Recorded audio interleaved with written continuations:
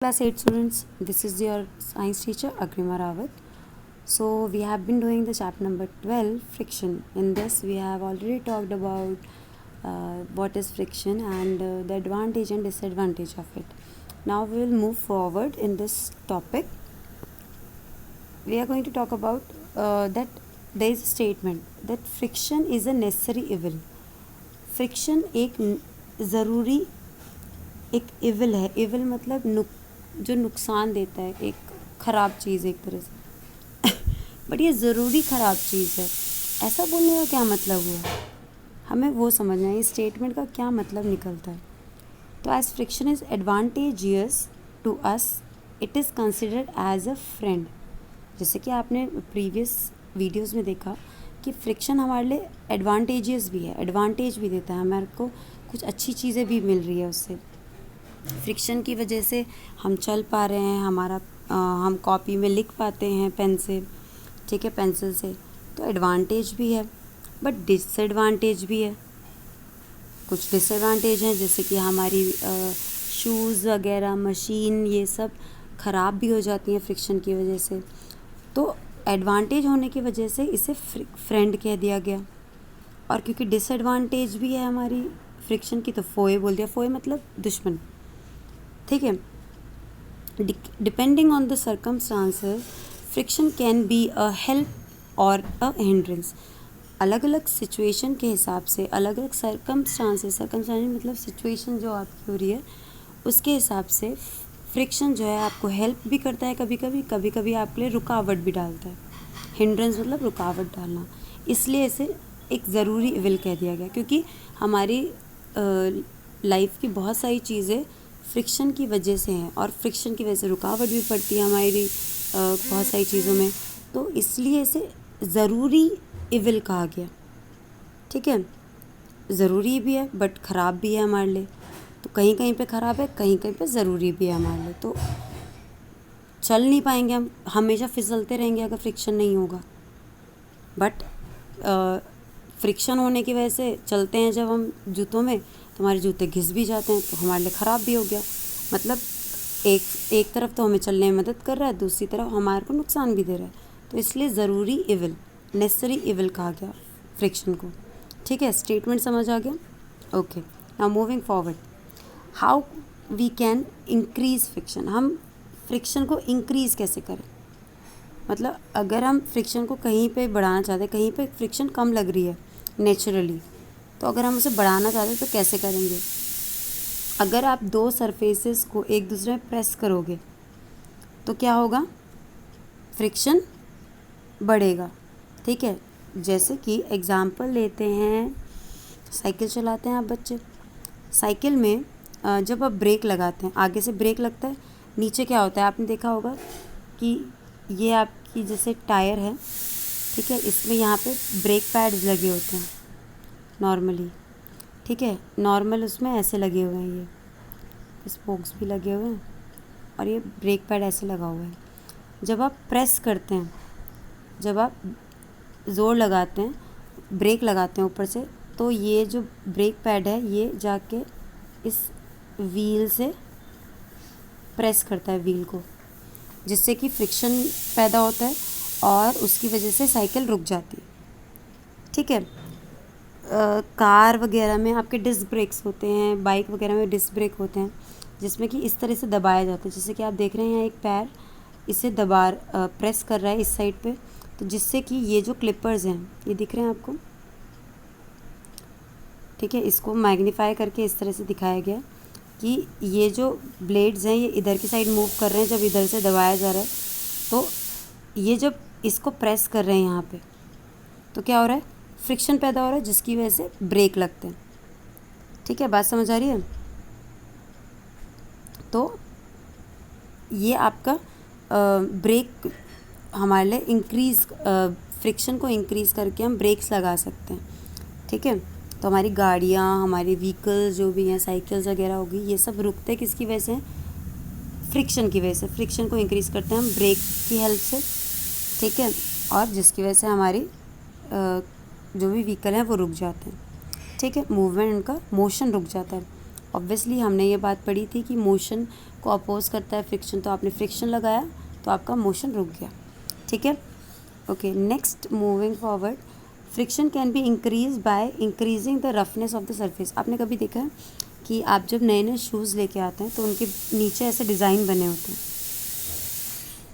ये दिख रहा है, ये है ना, डिज़ाइन सा बना होता है अंदर की साइड, शेप, कुछ शेप्स बना रखी हैं, कुछ ऐसी ट्रेडिंग बोलते हैं इसे।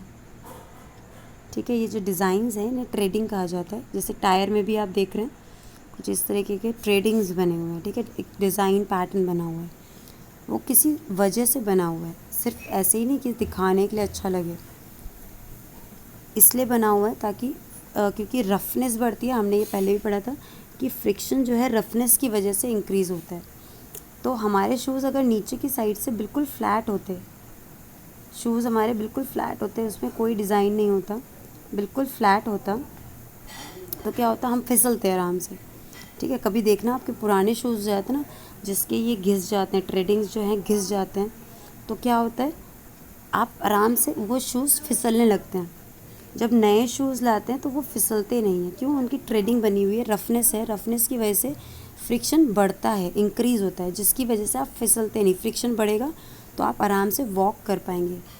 ठीक है, टायर में भी इसी वजह से ट्रेडिंग होती है, ताकि जो हमारी गाड़ियों में जिसमें भी टायर लग रहा है वो फिसले ना, स्लिप ना हो। ठीक है, तो ट्रेडिंग क्या कर रही है, trading of shoes and tyres, ये फ्रिक्शन को इंक्रीज़ कर रहा है। बात समझ आ रही है? तो ये ट्रेडिंग से क्या हो रहा है, रफनेस बढ़ रही है।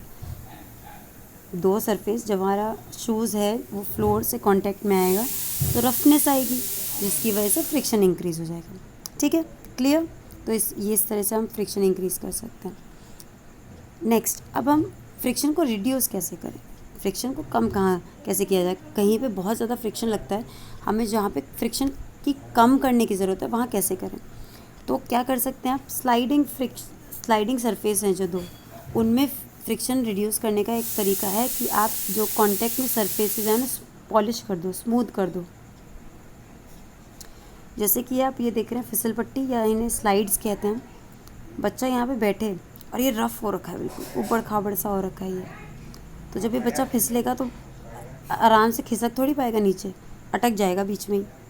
और जबकि ये जो आपका सरफेस है ये अगर स्मूथ है, बिल्कुल जैसे अभी दिख रहा है आपको, पॉलिश्ड है पूरी तरह से, तो ये बच्चा एकदम से खिसकता हुआ नीचे आ जाएगा। क्यों?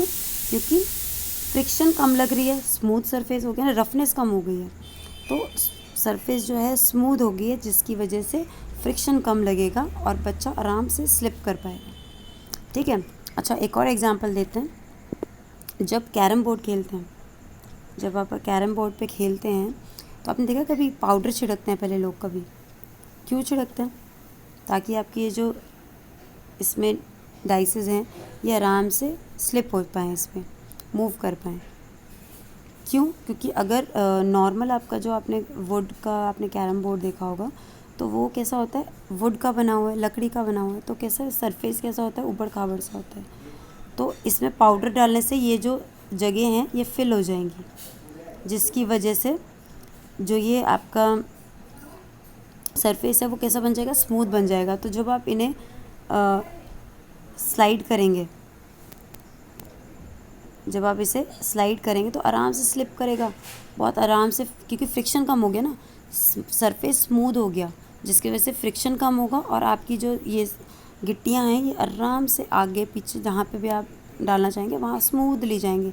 अगर नॉर्मल आप वैसे कैरम बोर्ड में आप पाउडर वगैरह ना डालें तो क्या होगा कि ये थोड़ी आगे जाके आपका ये इसका मोशन रुक जाएगा, क्योंकि हमने पढ़ा था फ्रिक्शन आपका मोशन को अपोज करती है, रोकती है।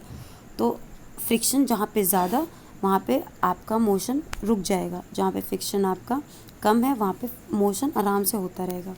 ठीक है, एक और एग्जांपल देख लेते हैं कि एक और तरीका है फ्रिक्शन को कम करने का। हमने बात करी थी कि डिसएडवांटेज में फ्रिक्शन के, कि जो हमारी मशीन्स हैं वो ख़राब हो जाती हैं किससे, फ्रिक्शन की वजह से। अगर आप फ्रिक्शन कम कर दें मशीन्स में तो आपकी जो मशीन है वो आराम से चलती रहेगी। तो उसमें फ्रिक्शन कम करने का एक तरीका है लुब्रिकेंट्स डालने का। लुब्रिकेंट्स हम किसे कहते हैं, वो चीज़ जो कि आपकी चिकनाहट देती है, ठीक है। ऑयल, ग्रीस आपने देखी होगी, ब्लैक कलर की होती है, दुकानों पे डाली जाती है। तो आप ये देख रहे हैं इस पिक्चर में, यहाँ पे ये चेन है, बाइक चेन हो सकती है या फिर साइकिल की चेन। इसमें ये आदमी क्या कर रहा है, इसमें क्या डाल रहा है, ये ऑयल डाल रहा है, लुब्रिकेंट डाल रहा है या ग्रीस डाल रहा है, ठीक है। जिसकी वजह से ये जो चेन है इसमें स्मूथ हो जाएगी ये, जिसकी वजह से फ्रिक्शन कम लगेगा और क्या होगा, आपका मशीन, ये जो चेन है ये कम घिसेगी, ठीक है, घिसेगी नहीं और मशीन ख़राब कम होगी, ठीक है। तो यहाँ पे लुब्रिकेंट्स यूज़ करते हैं, ठीक है, क्लियर। नेक्स्ट आपका रोलिंग फ्रिक्शन में हम कैसे कम करें फ्रिक्शन को।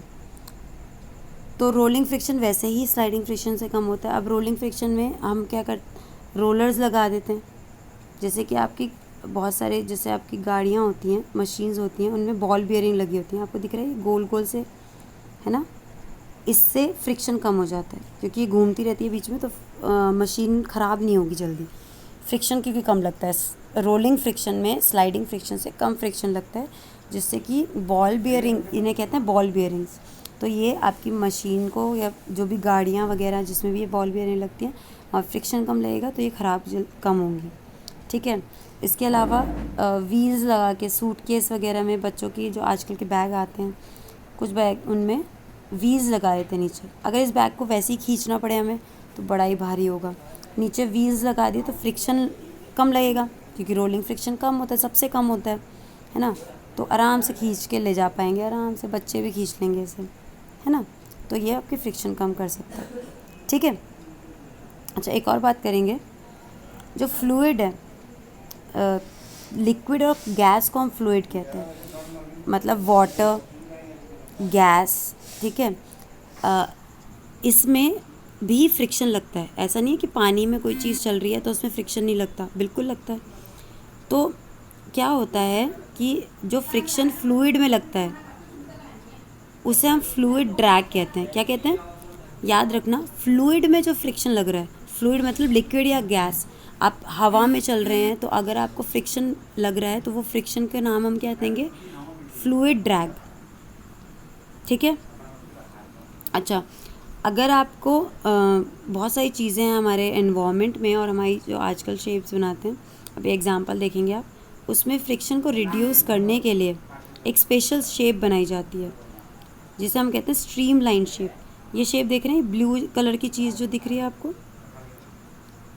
ये जो शेप है आगे से ऐसी गोल है, ठीक है, पीछे से ऐसी है। तो आप देख रहे हैं कि यहाँ पे क्या हो रहा है, ये पानी आ रहा है, इससे टकरा के, अगर नॉर्मल होती, मान लिया ये ऐसे होता, ये ऐसे ना होके ऐसा होता शेप में, तो ये पानी आता और इस पर टकराता और इसको धक्का देता, तो ये जो चीज़ है जो भी है ये आगे नहीं बढ़ पाती, है ना। ये ऐसे है, ये पूरा एक ऐसे स्क्वायर है, तो ये फ्लूइड आपका ऐसे धक्का मारता है, ऐसे ये आगे बहुत ही फोर्स लगाना पड़ता तब जाके आगे बढ़ पाती। तो ये शेप ठीक नहीं है पानी में चलने वाली या किसी भी हवा में चलने वाली चीज़ के लिए। तो क्या किया, 1 मिनट, क्या किया, यहाँ पे ये शेप ऐसी है हो गई, ठीक है, जिससे कि पानी ऐसे करके खिसक जाए, पानी या हवा जो भी है खिसक जाए साइड से, धक्का ना मारे एकदम से, ठीक है। तो इससे क्या होगा, फ्रिक्शन कम लगेगा। फ्रिक्शन क्या लगेगा, कम लगेगा। ये इस शेप को क्या कहते हैं, स्ट्रीम लाइन शेप। इस शेप को क्या कहते हैं, स्ट्रीम लाइन। स्ट्रीम क्यों कह रहे हैं, क्योंकि जो पानी का बहाव होता है ना, इसे स्ट्रीम कहते हैं। तो ये स्ट्रीम में चलने वाली शेप है। अब मैं आपको एग्जांपल दूंगी तो आपको आराम से समझ आएगा ये शेप क्या है। देखिए, जो आपके एरोप्लेन होता है उसकी भी आगे से शेप कैसी होती है, ऐसी, ताकि जो हवा का मोशन लगे वो इस तरह से ऐसे करके खिसक जाए, ठीक है। एरोप्लेन ऐसा तो नहीं होता कि आगे से ऐसा हो रहा है, नहीं ना, तो आगे से तो ऐसे धक्का लगता फिर, नहीं तो हवा का ऐसा नहीं है, इसलिए शेप, इसलिए इस तरह की शेप बनाई गई ताकि हवा जो है ऐसे करके खिसक जाए, ठीक है। तो कम दबाव पड़ेगा क्योंकि फ्रिक्शन तो लगता है, ठीक है, फ्लूइड का फ्रिक्शन लगता है, वो पीछे की साइड धकेलेगा। बट अगर हम ऐसी शेप बना दें, स्ट्रीम लाइन शेप, तो उसे हम क्या, उससे फ्रिक्शन को हम कम कर सकते हैं। ठीक है, इसके अलावा बर्ड्स में भी देखा होगा, आगे से कैसा शेप है, ऐसे शेप है। ठीक है, दिख रहा है, इस तरह का शेप है इसका आगे से, तो इससे भी क्या होगा, हवा का दबाव कम पड़ेगा। ठीक है, इसके अलावा हम फ़िश का एग्जांपल ले लेते हैं। फ़िश की आगे से शेप कैसी होती है, इस तरह की शेप होती है ना। पानी में जब चलती है तो पानी जो है इस तरह से निकल जाएगा। ठीक है, पानी जो है इस तरह से निकल जाएगा, तो आराम से जो मछली है वो आराम से अपना मूव कर पाएगी।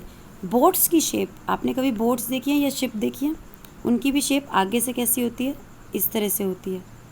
ठीक है, ताकि जो आपका इस तरह से भी नहीं देखते, साइड से देखते हैं, अगर आप आगे से देखेंगे तो बोट की शेप कुछ इस तरह से होती है आगे से।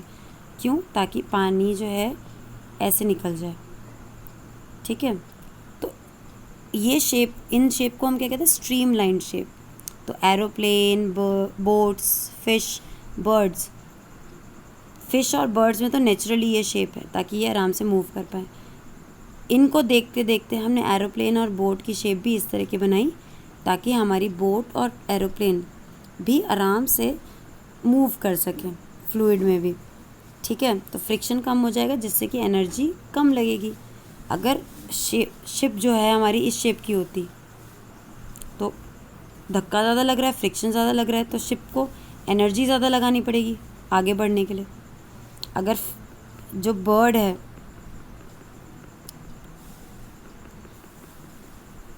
है वो इस तरह की शेप की होती है आगे से, तो ड्रैग लगता है ना, तो जिसकी वजह से बर्ड को उड़ने के लिए आगे की साइड ज़्यादा धक्का लगाना पड़ता है, ज़्यादा एनर्जी लगती है उसकी। तो ये स्ट्रीमलाइन शेप होने की वजह से सिर्फ फ्रिक्शन कम नहीं हो रहा है, एनर्जी भी कम लगती है। ठीक है, बात समझ आ गई? तो I hope everybody have understood it. Fluid drag भी समझना उतना ही इम्पॉर्टेंट है, स्ट्रीमलाइन शेप इसमें बहुत इंपॉर्टेंट है। ठीक है, एग्जाम्पल मैंने आपको बताई दिए, aeroplane, boat, fish, birds. Okay, so I hope everybody have understood it. Okay, thank you.